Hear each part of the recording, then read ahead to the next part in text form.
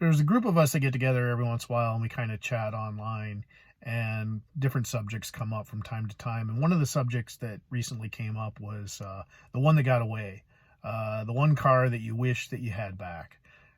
So many guys have stories about that car, and I definitely have one of those stories. But one of the things that I wanted to start off by saying is that times have really changed. Back when I was a kid growing up, when we lived around St. Louis, I was about probably 12 or 13 years old. And back then, if you wanted to hang out with your friends, you actually had to physically hang out with them. Sure, you had phones back then, but you just didn't tie up the phone line all the time because everybody used the phone, and you never knew when somebody from the family was going to call with some important news. So your parents didn't want you to be on the phone all the time. And then if you had siblings, you had to share the phone. Everybody had that one phone in the kitchen that had the long extension cord. And if you're lucky, you could get it to reach into the pantry so that you could talk to your first girlfriend without getting heckled by your family. But anyway, so the idea of getting your first car was really important because that was going to be suddenly you could get out and do things and hang out with your friends and be with your friends. So I think that's why the car culture was probably stronger in our time than it's going to be going forward with all this social media stuff. But yeah, when I was 12 or 13 living around St. Louis, there was some cars that imprinted on me at an early age. There was a 69 GTO that had the stripe underneath the window that went up toward the front nose of the car. It had on the rear fender over the wheel opening, it said Asphalt Angel. And at the time, I thought that was a naughty word. I didn't know what asphalt was. But then I figured it out, and I'm like, oh, that's the coolest name in the world. If I get a car, I'm going to make it awesome, and I'm going to put something over the rear fender of that car, too. And I'm going to, I remember drawing up a 69 Mach 1, and it was going to be Candy Brandywine over gold boat metallic. And on the rear fender, it was going to say Excalibur. Because I had stayed up late watching HBO and I saw a movie called Excalibur that was the greatest movie you've ever seen in your life. Oh man, such a simple time. But yeah, would be kind of cool to have a Mach 1 like that now. But anyway, so yeah, there were all these different cars. You had Asphalt Angel. There was a black Super Bee. It was like a 71. And it had Krager SS's on it, and it was all black, tinted windows, and then on the back bumper or trunk, he had the letters Mopar. And at the time, I thought that was the name of the car, but and I used to call it Mopar, but that turns out to have a different meaning nowadays. Now that I'm a little bit wiser, just kind of the thoughts and images that you have in your mind as a kid, the type of car that you're going to get when you're older was a really big deal. It was a major decision. I remember when I was looking for cars, you had the newspaper, and the newspapers had the classified sections, and then you would just have like these little typed out paragraphs, like 1968 Cornet, 440, automatic bench seat, anyway, you can look up and you'll see ridiculous prices on cars and stuff like that back in the day. But I used to scour those things, and I was constantly looking for the really awesome cars. And I seen some. When I was shopping for a car at 15, I test drove like a 74 Camaro with a 350 4-speed. It was blue. It was a nice car, but I saw an ad for a Trans Am with a 455, and we went and looked at that, and it was probably not rusty by today's standards, but it was rusty by like 1980s standards, and my dad said, we ought to pass on that. It looked kind of sketchy. And anyway, we wound up buying the 73 Firebird. It was a black Firebird with a 400 Quadrajet Turbo 400. That's the car that was in the picture at the beginning of this video. But none of those were the cars that got away. The car that got away from me was my 1970 GTO, and I had just graduated from high school, and I was going to be going off to college, and me and my dad were driving through Sioux Falls, and we were going by, gosh, what was the name of the speed shop?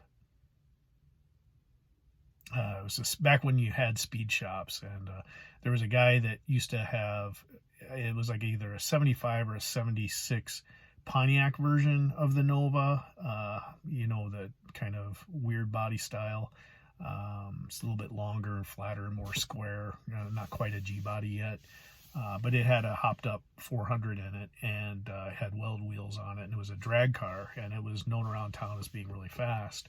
Well, he had sold that car, and then he had bought a 70 GTO.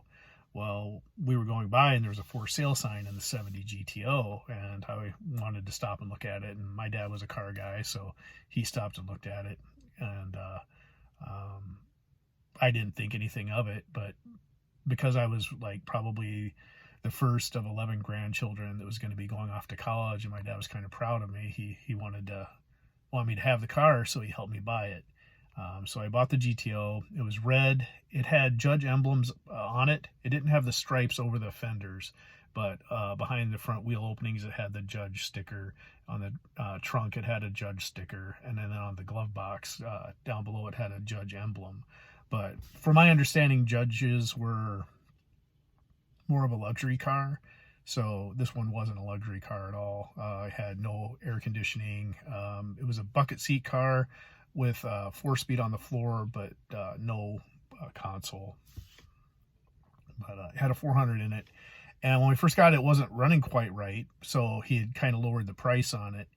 And we wound up buying it. And I drove it for a while, and it would kind of limp around. It wasn't too impressive. And then it started to smoke out of one side. But I was getting ready to go to basic training, and we decided that when I go to basic training, I would send back my money, and him and his friend Roy would tear down the motor and rebuild it for me. So they took the 400. They had it bored 30 thousandths over. They put a Lenati cam in it. It had an aluminum intake on it. I think it was an Offenhauser, and it had a 650 double pumper. It was a 4-speed car with 391 posi rear end. After I got back from the Army and I took it for a ride, I couldn't believe it. That thing was a torque monster. By today's standards, people would just laugh at it. It wasn't too fast, but at the time, it was pretty quick. But anyway, around that time, I was going to college. I wouldn't drive that car down to Vermilion, which was like 75 miles from Sioux Falls. I would ride with friends and then stay down at school, and I wouldn't have a car. And just because even then it was too expensive to drive, and with the 391 gears, cruising down the highway and stuff like that, so the car pretty much stayed at home. I got some bad news when I was in basic training.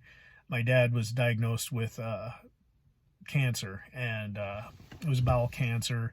He went through rounds of chemo and surgery, and anyways, the fact that him and Roy had built the car for me, and he helped me buy it, that was really the main reason. That's the car that was special to me.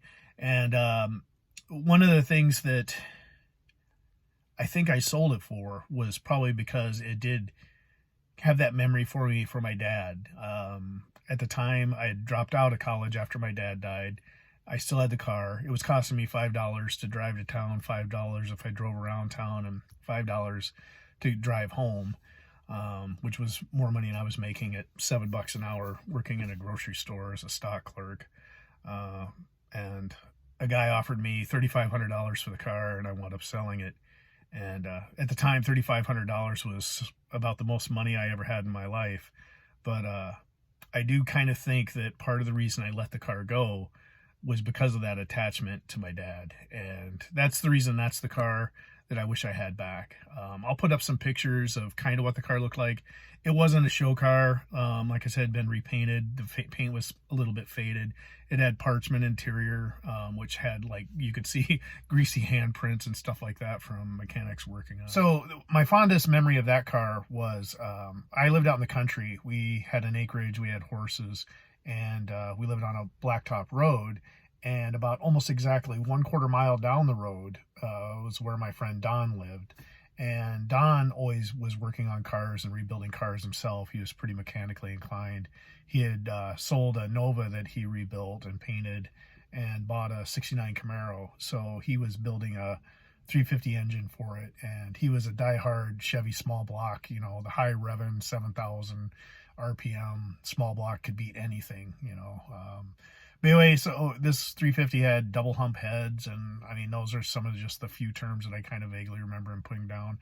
It probably had the 3/4 race cam and had a 4-barrel, but it was an automatic car, but it had a shift kit in it, and I don't know what gears he had, but it did have a 12-volt posi rear end in it. Anyway, he was sanding the car down, and he was going to paint it, and he didn't have the hood on it. And I had pulled over there with my GTO, and we were talking, and I was giving him shit about how much slower his car was going to be than mine and all this stuff. And you know how friends you get to egging each other on. So pretty soon we're pulling the cars out to the road in front of his house, and we're going to drag race. So we're starting from his driveway. It's me and him, and we're sitting there, and as he was going to honk, and then we were going to take off. And when he honked, I dumped the clutch, and I just started laying rubber all over the place. So he got a good jump on me, and I knew there was no way I could catch him. So I just laid rubber through first, second, third, and hit it in fourth. And then we got down to my house. Well, he pulls into our driveway, and then he comes running up to my car as I come pulling up, and he's yelling at me, "I'm not going to let you get away with that. You're not going to say that, you know, you lost because, you know, you did a burnout. You're going to do it right, you know, so we're going to redo it." And my dad comes out, and first I think he's going to chew us out for racing, but he comes out and he's, "What the hell are you doing?" He's like, "You let the car pull itself off the line, and then when you hear the car hit its peak, you just let off of the gas enough to jam it back into gear. Don't even use the clutch."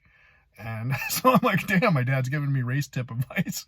So we reline up again, and this time my dad flags us, and we take off, and I did it. He got a little bit of a jump on me because I did let the car kind of ease itself off the line, but anyway, I beat him by about 3 or 4 car lengths, and it was awesome. But that was probably my favorite memory in that car. But just the ones that got away, you know, I would sell all my cars right now, my truck, my wife's car, anything I could just to get that specific car back. Maybe someday I will get another 70 GTO, but who knows? I'm pretty happy with what I got now, and that's kind of why cars mean what they do to me now. And I hope some of you guys got some entertainment out of this story.